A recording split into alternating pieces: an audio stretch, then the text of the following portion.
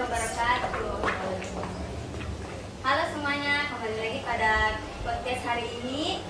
Di sini kita kedatangan bintang tamu yang wah banget, yaitu Kakak Nurul Izzah Ramadhani. Beliau ini sebagai duta pelajar Kabupaten Goa. Bagaimana kabarnya Kak Ica hari ini? Alhamdulillah baik hari ini. Jadi Kak Ica ini beliau terpilih menjadi duta di Kabupaten Goa semenjak berada di kelas 11. Di kelas 11. Jadi sekarang beliau ini di kelas 12. Terus mungkin mau Kak bertanya bagaimana sih rasanya jadi duta? Rasanya itu tuh kayak ya tentu kayak agak sedikit sulit lah.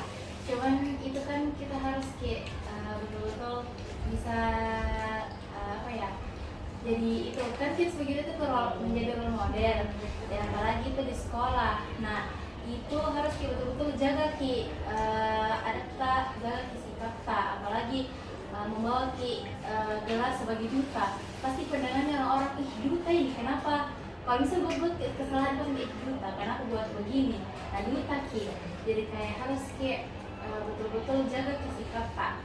Juga sebagai duta itu banyak yang apa ya harus dikerjakan. Sama seperti di organisasi yang lain, duta itu kayak harus banyak-banyak mengikuti kayak on-duty begitu. Kayak misal ada undangan dari luar, ada undangan dari misal pihak dari apa ya, pihak dari luar itu harus kita datangi, karena itu nih sebuah suatu penilaian kalau orang ini aktif dalam dutanya, orang ini tidak main-main di dalam sebuah duta pelajar itu. Gitu. Jadi selain forumnya Kak Ica di luar, dia juga ini sebagai pengurus OSIM di MA Arifa. Jadi bagaimana sih caranya Kak Ica mengatur waktu? Kan beliau ini jadi pengurus OSIM di sekolah yang pastinya sibuk juga, dan dia juga jadi duta di luar. Bagaimana caranya supaya bisa teratur waktunya? Nah itu bagaimana caranya supaya bisa manage betul-betul waktu dengan buat kayak jadwal begitu.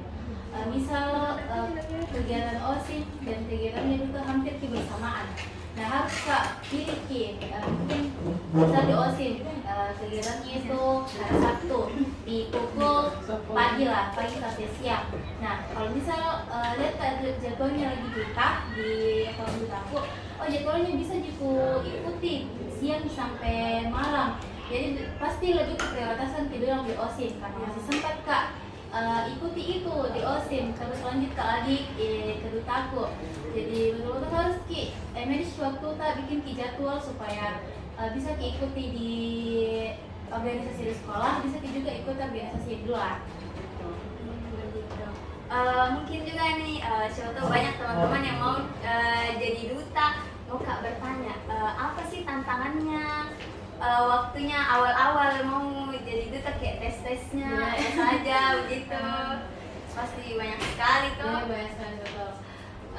Tantangan paling kayak menurutku paling goals sekali itu tuh pas tes interview, karena betul-betul kayak ditanya kita itu jawaban tak, kadang itu tuh jurinya kasih terkecoh dengan jawaban pertanyaan itu. Jadi kita jangan sampai terkecoh dengan pertanyaan itu, harus betul. Terus juga pas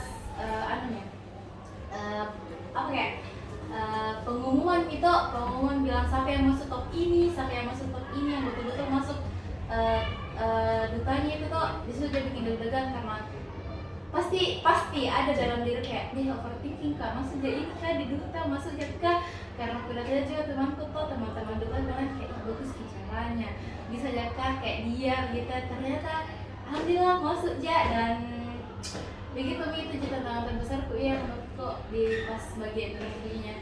Keren, apalagi kan pasti banyak saingannya dan bukan orang pasti orang-orang keren juga yang ikut. apa yang didapat waktu kan sekarang masih jadi masih ngurus Iya, gitu, iya. apa yang didapat sih di duta itu, maksudku waktu jadi duta itu apa yang Paling pasti dapat Kak pengalaman. Banyak sekali pengalaman yang saya dapat dari duta, juga keluarga. Di duta itu di duta pelajar kabupaten gue itu disebut dengan rumah biru. Jadi kayak saya tuh kayak menganggap keluargaku ini keluarga ke rumah biru, kayak betul-betul merangkul Kak. Terus di situ juga diajar Kak basic manner, kayak bagaimana caranya duduk seorang wanita, caranya duduk seorang lelaki, betul-betul diajar seperti itu. Juga kalau misal makan kita jangan sampai ada bunyi apapun, iya gitu. Intinya diajar kayak basic manner seperti itu. Oke, mungkin yang terakhir nih, siapa tahu teman-teman di luar sana banyak sekali tuh yang mau masuk duta, apalagi keuntungannya banyak sekali Banyak sekali pasti. keuntungannya, betul. Apa sih sarannya Kak Ica untuk teman-teman di luar sana yang mau mencoba dunia perdutaan? Oke, saranku itu jangan ragu, jangan takut untuk mencoba. Harus beranikan diri, harus percaya diri kalau mau ikut ini harus ikut. Jangan kayak dengar omongannya orang, jangan overthinking dulu begitu. Jangan kayak tidak bisa kayaknya, jangan mudah ikut. Harus yakinkan diri karena dari itu rezeki kita mungkin bisa lolos, jadi itu dia. Jangan ragu untuk mencoba.